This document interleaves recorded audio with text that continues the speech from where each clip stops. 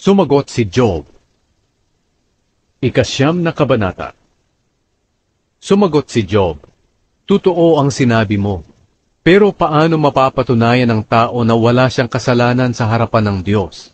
Kahit na makipagtalo pa siya sa Diyos sa hukuman, wala siyang magagawa dahil sa 1,000 katanungan ng Diyos, hindi niya masasagot isa man sa mga ito. Marunong at makapangyarihan ng Diyos.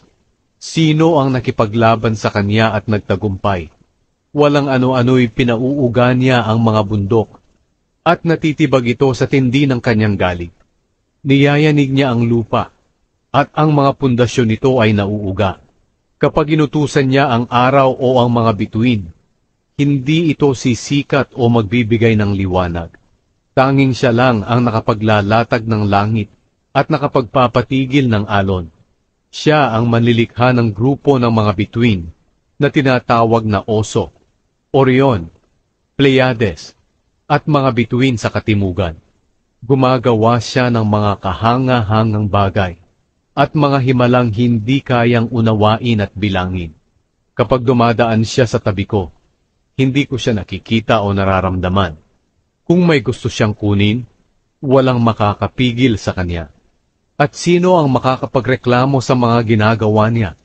Hindi pinipigil ng Diyos ang kanyang galit. Kahit ang mga katulong ng dragon na si Rahab ay yumuyukod sa takot sa kanya. Kaya papaano ko ipagtatanggol ang sarili ko sa Diyos? Ano ang mga salitang maaari kong gamitin para makipagtalo sa kanya? Kahit na wala akong kasalanan, hindi ko maipagtatanggol ang sarili ko. Ang magagawa ko lamang ay magmakaawa sa Diyos na aking hukom. Kahit hilingin kong magkausap kami at pumayag siya, hindi pa rin niya ako pakikinggan, sapagkat pinapahirapan niya ako na parang sinasalanta ng bagyo, at dinadagdagan pa niya ang paghihirap ko ng walang dahilan. Halos malagot na ang aking hininga dahil sa paghihirap na idinulot niya sa akin. Kung lakas ang pag-uusapan, walang tatalo sa kanya. At kung sa hukuman idadaan, sinong makapaghahabla sa kanya? Kahit na wala akong kasalanan, paparusahan pa rin ako dahil sa mga sinabi ko. Kahit na wala akong kapintasan, wala na itong halaga sa akin ngayon. Kinamumuhian ko na ang aking buhay. Pareho lang naman ang kapalaran ng matuwid at masama. Lahat sila ay mamamatay. Kapag biglang namatay sa kalamidad ang matuwid, natatawa lang siya. Ipinagkatiwala niya ang mundo sa masasama. Tinatakpan niya ang mata ng mga hukom para hindi sila humatol ng tama.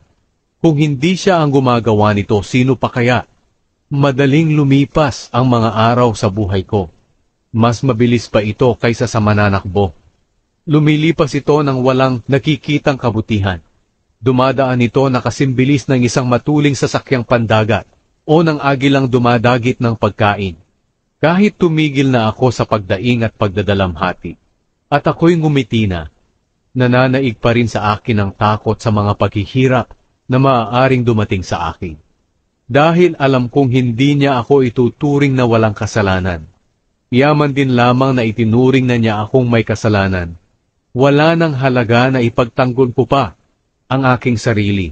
Kahit sabunan ko pa ang aking buong katawan para luminis, ilulubog pa rin niya ako sa maputik na hukay, upang kahit ang sarili kong damit ay ikahiya ako. Hindi tao ang Diyos na katulad ko. Hindi ko siya kayang sagutin o isakdalman sa hukuman. Mayroon sanang mamagitan sa amin para pagkasunduin kaming dalawa, at mapatigil sana niya ang pagpalo ng Diyos sa akin, para hindi na ako matakot. Kung magkagayoy, makakausap ko na ang Diyos ng walang takot. Pero sa ngayon, hindi ko pa ito magagawa.